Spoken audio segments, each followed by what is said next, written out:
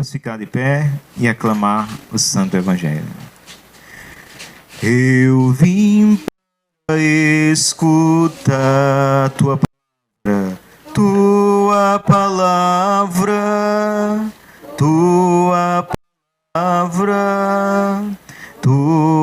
palavra de amor. Eu quero entender melhor. Quero entender melhor. Tua palavra, tua palavra de amor. O mundo ainda vai viver. Mundo ainda vai viver. Tua palavra, tua palavra de amor. O Senhor esteja conosco. Proclamação do Evangelho de Jesus Cristo segundo São Lucas.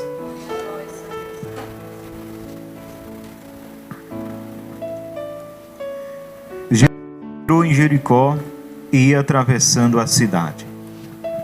Havia aí um homem muito rico chamado Zaqueu, chefe dos recebedores de impostos. Ele procurava ver quem era Jesus, mas não o conseguia por causa da multidão, porque era de baixa estatura. Ele correu adiante e subiu a um sicômoro para o ver, quando ele passasse por ali. Chegando Jesus àquele lugar, e levantando os olhos viu e disse-lhe: Zaqueu, desce depressa, porque é preciso que eu fique hoje em tua casa. Ele desceu a toda pressa e recebeu alegremente. Vendo isso, todos murmuravam e diziam: ele vai hospedar em casa de um pecador.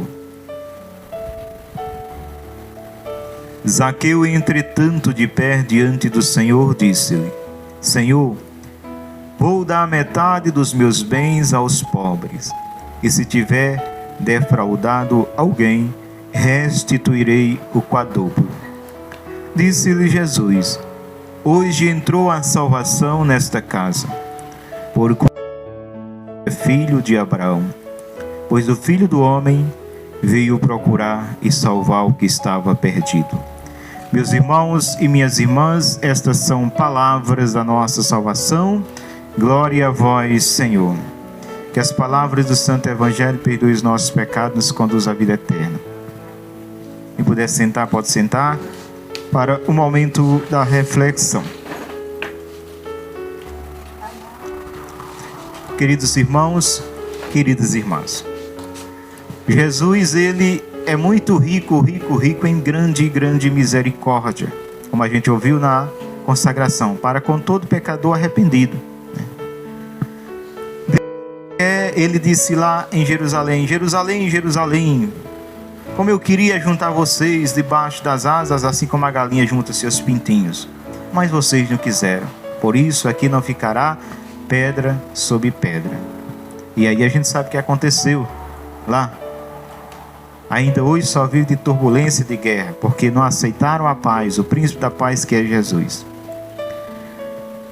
Nós estamos chegando no tempo que ou nossa fé, ela tem sal, ou nossa fé, ela é insossa. E a gente sabe que o insosso, para que serve? Se o sal perdesse o sabor, para que serviria o sal? Me diz aí. Nem para adubo, nem para aterro, né? Prestava para nada. Então, se nós perdermos o sabor, que é a fé, e quando eu falo fé, eu não falo a fé que São Tiago diz, né? Em questão do crer, né? Diz: crer em Deus faz bem. Os demônios também creem e tremem. Então, só crer por crer, o demônio crê. Então, quando fala-se nessa crença e nessa fé, se fala num sentido de uma condição, que a nossa vida esteja condicionada ao que nós professamos que cremos. Não é fácil, mas não é impossível. Não é fácil, mas Jesus está conosco. Eis que estarei convosco até o fim dos tempos. E muitas vezes se torna um peso muito insuportável ser fiel a Deus, porque muitas vezes a gente quer viver do nosso jeito. E nós sabemos que saco seco não segura em pé. Não é isso? Para estar aqui hoje, você já fez, creio que fez, todos fizeram, um bom café da manhã, um almoço, a não ser que esteja alguém jejuando, mas todo dia o nosso corpo, ele pede isso, não é assim? Não é diferente com o nosso espírito, não, ele está clamando pelo alimento dele. E o alimento dele é a palavra de Deus, é a oração, é esses momentos, é a Santa Missa, é os sacramentos. Então, se nós não estamos alimentando, como Jesus disse, o espírito ele está pronto, a carne é fraca. A carne é fraca no sentido de servir a Deus. Ela é fraca, ela não tem força, né? A carne é uma molenga, é uma frouxa para servir a Deus, para viver as virtudes. Ela não quer, ela quer pecar. Agora, para pecar, ela é boa, ela está pronta. E o espírito, ele está pronto. Como Jesus disse, o espírito está pronto, mas a carne é fraca. Mas como nós somos um ser composto por corpo, alma e espírito, o espírito está no corpo, e é preciso que o espírito ele prevaleça sobre a carne. E aí é onde entra nosso livre-arbítrio. A quem eu quero servir? A quem eu quero me dedicar? Então, irmãos, que nós façamos um esforço, né? Um esforço. Às vezes, quando a gente vai para os momentos de oração ou para a missa que demora, a gente não tem paciência, né? Não sei vocês, mas muitos não têm paciência. Reza demorou, falou demais, né? A gente quer um negócio assim, vá, ativou. Para Deus tem que ser assim. Não quer demorar muito. Mas não convém que seja assim. Se nós acreditamos em Deus, então nós estamos fazendo para Deus, gente. Então Deus é superior a tudo. Que nós podemos dar a Deus que Ele já tem. Deus tem tudo, é o dono do ouro e da prata. Agora, o que Ele quer de nós é que nós tenhamos o nosso coração entregue àquilo que nós estamos fazendo para Ele. Até nós, seres humanos pecadores, se a pessoa vem nos ajeitar e a gente vê que está fazendo só por uma obrigação, não tem amor, não tem vontade, mas por força de alguma obrigação está fazendo, recebe porque é o jeito, mas às vezes a pessoa está doente, chegou a idade, aí os filhos estão cuidando, aí estão cuidando com aquele abuso, né? Quanto tem que faz por obrigação? Tem deles que não estão nem aí. Mas aquela pessoa que está sendo cuidada, ela sente. Ela está recebendo os cuidados, mas ela sente, gente. Ela sente que não tem amor. Tão doido que a pessoa já morra para se livrar daquela obrigação. Isso é triste. Imagina os pais da gente que dá a vida pela gente. Quantas vezes os pais se acordou na madrugada, o pai sofreu aí talvez no roçado, naquela dificuldade para botar o pão de cada dia, deu a vida, cuida da vida. Quando chega uma idade, quando chega, que se torna uma criancinha, agora aquela que um dia foi criança, cuidarem, não querem. Não querem, isso é muito triste, é uma realidade muito triste. É uma crueldade muito grande. E isso existe. E muitas vezes está na igreja, está rezando, está comungando e não está nem aí. Consciência não tem. E não convém que seja assim. Nós queremos servir a quem? Ao homem ou a Deus? Deus vê tudo, Deus sabe tudo. Então, primeiro agradar a Deus. Não quero fazer aqui uma aparência, uma capa bonita para os outros. E aí? Depois será eu e Deus que sabe tudo. E aí? Como será? Eu vou iludir Deus com a capa ou Deus vai lá dentro? Deus vai sondar lá dentro. Com certeza. Ele até disse dos fariseus, né? Que reclamaram porque Jesus chegou com seus discípulos no local, aí já vinha de uma caminhada, todos com fome. Quando for já comer, já começaram a comer sem lavar as mãos. Aí os fariseus, tudo perfeitinho, todo santinho, começaram a criticar Jesus. Tu és mestre, tu és aquilo, teus discípulos estão comendo sem lavar as mãos. Olha no que eles foram ver que era pecado. E por trás eles faziam coisas tão horrendas. Coisas absurdas eles faziam por trás. Aí Jesus disse: o que é mais importante, lavar por fora ou por dentro? Eu vou tomar água no copo, aí por fora está um pouco sujo e dentro está bem limpinho. O que é mais importante, que tiver sujo dentro ou fora? Jesus disse: sim, tem que estar limpo tanto fora como dentro. Agora o mais importante é dentro. Vocês, fariseus, se preocupam só com a capa. Vocês são túmulos caiados, ou seja, bonito por fora, uma podridão por dentro. Então, meus irmãos, o nosso compromisso, nossa caminhada é com Deus. Por isso que nós não podemos nos abalar quando acontece uma situação. Era fulano de tal, era um pregador muito bom, caiu, e aí eu estou abalado, não vou mais. Errado. Era padre fulano de tal, um padre tão bom, caiu, agora eu perdi minha fé. Não, está errado. É Cristo Jesus, meus irmãos. Nós devemos mirar para Cristo. Esse não engana nem decepciona. E o homem é o homem, é humano. Pode cair, pode vacilar, mas nós não podemos ir com a queda. Não. Seguir o bom exemplo.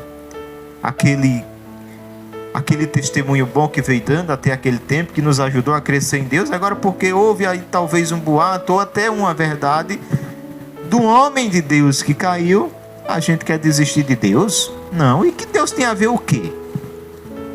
Foi Jesus que te traiu? Não, Jesus, pelo contrário, deu a vida por nós, derramou seu sangue por nós. Então não convém. A nossa atitude nessas situações é dobrar o joelho, rezar por nós e rezar por aquela situação. A gente vê aqui falar de quem? De Zaqueu. Quem era Zaqueu? Era o chefe dos cobradores de impostos, ou seja, era tipo um secretário numa prefeitura. Era tipo um secretário, era um funcionário público do império, do imperador. Então o Zaqueu era um funcionário público, só que ele tinha pessoas subordinadas a ele. Ele era o chefe dos recebedores, ou seja, tinham muitos cobradores de impostos, cobravam os impostos ao povo lá de Israel, aos judeus, e depois iam todos depositar lá no escritório de Zaqueu. E lá Zaqueu fazia lá a sua matemática corrupta, porque eles cobravam imposto a mais do que o império pedia. O império já cobrava um imposto, desumano. E aí Zaqueu aumentava uma coisinha, recebia seu salário e ainda aquele que ele roubava. O homem se tornou muito rico assim. Só que todo esse recurso, todo esse dinheiro, estava faltando algo na vida desse homem. Ele não se sentia feliz, não estava trazendo felicidade. E diz a palavra que ele desejou ver quem era Jesus. Mas eu pergunto a mim e a você, por que ele desejou ver quem era Jesus? Por quê? Por conta do testemunho de Jesus. Quando João Batista estava preso,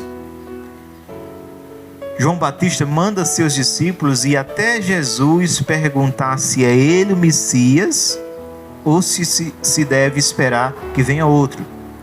Jesus não manda dizer, sou eu o Messias. Jesus dá o recado seguinte: vai dizer a João que os cegos vê, os coxos andam, os mortos ressuscitam, os leprosos são limpos, e aí por diante. Jesus mostrou a sua obra, o seu testemunho, o seu trabalho. Então Zaqueu desejou ver quem era Jesus, porque era um testemunho muito lindo que se dava de Jesus. Olha, ele é um homem muito bom.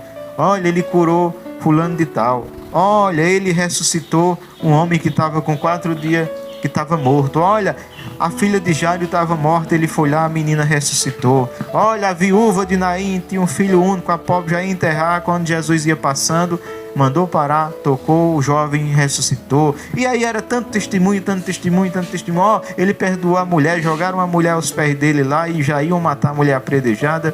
E ele conseguiu lá, com o seu amor e misericórdia, 2, 3 palavras, fazer com que aqueles homens jogassem as pedras no chão e perdoou a mulher. Então era esse o testemunho. Então por isso esse homem, apesar de ter muito recurso, ele desejou ver quem era Jesus. Ou seja, Jesus provocou sede. Uma sede. Ele tinha uma sede de algo diferente que o dinheiro não estava lhe dando. Então nós somos chamados a acessar, porque nós somos chamados a provocar sede. E até Jesus, lá em Mateus 5, nos chama: vós sois luz do mundo, vós sois o sal da terra. Então nós devemos provocar sede de Deus. Nós só iremos provocar sede de Deus se as pessoas olharem para nós e ver Cristo, ver o nosso testemunho de vida, nosso compromisso com Ele. E tudo que nós vamos fazer para Deus tem que ter zelo. Podemos chegar, aqui tem 10 pessoas, 15 pessoas, a renovação é simples, vamos fazer bem ligeiro. Não. Tem que ter zelo, tem que ter amor, as coisas têm que ser feitas. E devemos fazer e nos abrirmos para que o Espírito Santo conduza esse momento. Então aconteceu aqui que ele desejou ver quem era Jesus. Mas tinha um porém. Como ele era um pecador público, e diz a palavra que ele era de baixa estatura, não era tão alto, ele não ousou se aproximar, mas diz que ele subiu a uma árvore, um sicômoro lá, típico lá daquela região, subiu em cima, calculou mais ou menos Jesus ia passar por perto, e ele disse: eu vou subir aqui e eu vou ver quem é esse Jesus. E assim ele subiu e ficou esperando. Quando Jesus vai passando ali, para a surpresa de Zaqueu, quando Zaqueu vai lançar os olhos para ver quem é Jesus, os olhos dele já se encontram com o olhar de Jesus, que já está olhando para ele lá em cima da árvore. E ainda para mais surpresa, Jesus diz: ei, Zaqueu, já sabe o nome dele, desce depressa, porque é preciso que eu fique hoje em tua casa. E se a gente for, irmãos, aprofundar mais e adentrar mais e pedir mais entendimento dessa palavra, a gente pode imaginar, imaginar à luz do Espírito Santo, que estava em torno de Jesus ali tantas pessoas, que os fariseus, como eu disse, se achavam santos, os melhores, só eles tinham direito da religião da época, tanto que na sinagoga era eles que faziam leitura, era eles que pregavam, ninguém podia chegar perto do ambão, e o povo ficava tudo ali, submisso, e eles manipulavam. Eles tinham um estreitamento com os romanos, que vieram dominar tudo, e os romanos combinavam com ele: domina o povo com a religião, deixa o povo aí, o povo não se revoltar, e vocês têm regalias conosco. E assim por isso que eles tinham medo que outras pessoas chegassem ali, pudessem fazer uma leitura, pudessem se tornar uma liderança entre eles ali. É tanto quando Jesus vai fazer a leitura, que está lá em Isaías: o Espírito do Senhor está sobre mim, porque até então era só eles, e ele vai lá, pega a palavra, o rolo, desenrola, e vai ler lá no ambão. O que é que eles fazem? Arrasta Jesus de lá e quer jogar Jesus no precipício. Mas como estava escrito que ele ia morrer na cruz, não era jogado no penhadeiro abaixo, ele passa no meio deles e sai dali. Diz que Jesus fez poucas curas ali naquela localidade dele por conta da dureza do coração. Então eu creio que aquele povo que vinha com Jesus, vinha cada um ali dizendo: ele vai para minha casa, ele vai, o almoço vai ser lá na minha casa. E assim, quando chega uma autoridade em Brejo Santo, religiosa, o bispo chegar em Brejo Santo, Dom Magno, ele vai para a casa de quem? A acolhida dos padres. Aí quem é que se aproxima mais, que vai na casa do padre ali ter um momento? As pessoas mais próximas do padre, aquelas, talvez as lideranças pastorais do movimento. Então, essas pessoas terão a oportunidade de conversar, às vezes com o bispo, chegar mais próximo. Então, não era diferente com Jesus. Jesus é uma autoridade ali religiosa para aquela multidão, embora para as autoridades locais ali, eles não aceitavam, engolia, porque o povo vinha com ele, e aí eles não podiam ir contra o povo, mas só procurando a oportunidade de derrubar o Cristo, de prejudicar Jesus. E aí vão. Zaqueu não ousou se aproximar, como disse, era um pecador público, e aquele povo odiava Zaqueu. Se Zaqueu chegasse perto ali, dizia: o ladrão, ele que nos rouba. Ele não deixava de se aproximar. Então, quando Jesus chega lá, debaixo da árvore que olha para Zaqueu, chama o nome dele, diz: Zaqueu, desce depressa, porque é preciso que eu fique hoje em tua casa. Minha gente, isso é de uma misericórdia muito grande. Um Deus que se convida. Imagina aí, Deus se convidando de ir na minha casa e na condição que eu estou, porque na condição de Zaqueu, ladrão, pecador. Deus se convidou. Eu acho que aquele povo ficou tudo ali, boquiaberto. Mas, poxa, na casa desse homem, logo desse. Se fosse na minha, que eu sou santo, né? Se fosse na minha, que eu nasci pequenininho, fui para catequese, primeiro Eucaristia, depois entrei no grupo jovem, depois isso, depois fui para o coroinha, depois e segui tudo direitinho. Então, se fosse na minha, estava certo, na minha casa. Mas na casa desse aí, esse Jesus, esse homem, parece que ele não é o que ele disse ser, não. E era assim na casa de Zaqueu que eles começaram a pensar. E Jesus vai penetrando os pensamentos e diz: que vocês pensais assim? Quem precisa do médico? É quem está doente ou quem está bem de saúde? O médico. Mas na realidade eles tiveram foi uma inveja. Uma inveja, meus irmãos. E Deus, na sua infinita misericórdia, foi à casa daquele homem. O que aconteceu na vida de Zaqueu? Zaqueu, em diálogo com Jesus, ele diz: Senhor, se eu roubei alguém, vou devolver 4 vezes a mais. Quando ele diz isso, Jesus diz: hoje entrou a salvação na casa. Casa, coração. Não é casa, estrutura de pedra. Casa, coração. Na casa desse homem, porque este também é filho de Abraão. E o filho do homem veio procurar. Jesus está procurando. Quando encontra, procurar e salvar o que está perdido, ou o que estava perdido. Por isso que ninguém pode julgar. Aquele homem que agora pode estar se embriagando, se prostituindo, fazendo tanta coisa errada, se ele tiver uma experiência de Deus, ele pode ser muito mais santo do que qualquer outro santo. Porque Deus é misericórdia, Deus é amor, e Deus quer transformar a todos. Não tem acepção, não tem preferência de pessoas. Jesus não tem. O coração de Jesus, ele quer todos, assim como falei da palavra dele, como a galinha junto aos pintinhos. É assim que Deus quer fazer conosco. Mas, respeitando o livre-arbítrio, tem gente que não quer. Tem gente que se afasta. Tem gente que não acredita. Tem gente que não quer saber. Tem gente que tem isso ou aquilo. Tem gente que se deixa por conta do homem não se aproximar de Deus. Errado. Não deixe de se aproximar de Deus por conta do homem. Não deixe de ter uma experiência com o amor de Deus, porque talvez alguma pessoa te decepcionou. Deus nunca vai te decepcionar. Agora nós decepcionamos Deus, mas nem mesmo assim Ele continua nos amando e nos querendo, porque Deus, é amor. Deus não depende de nenhum polo de atração. O amor de Deus é incondicional, ou seja, não coloca condição. Não espera que eu seja fiel para Ele me amar. Não espera que eu seja santo para Ele me aceitar. Não. É Ele nos amando, é Ele nos acolhendo na condição de pecador, e esse amor dele, como aconteceu na vida de Zaqueu. Diálogo com Jesus, meus irmãos, é a palavra todo dia. Zaqueu estava em diálogo com Jesus. Está na mesa, você está na mesa de frente com a pessoa, é intimidade. Então isso vem falar da intimidade. Então nesse momento de intimidade de Zaqueu com Jesus, entrar na casa é intimidade. Esse momento de intimidade acontece, cura. É impossível nós termos momento com a palavra de intimidade com Deus que não aconteça cura. E esse homem diz: vou devolver, Senhor, 4 vezes, não só o que eu roubei. Vou devolver a parcela que eu roubei, e vou devolver 3 vezes a mais o prejuízo que eu causei. Aí Jesus diz: hoje entrou a salvação nessa casa. E assim ele fez. Ficou pobre, mas pobre materialmente e rico das graças de Deus, rico espiritualmente e feliz.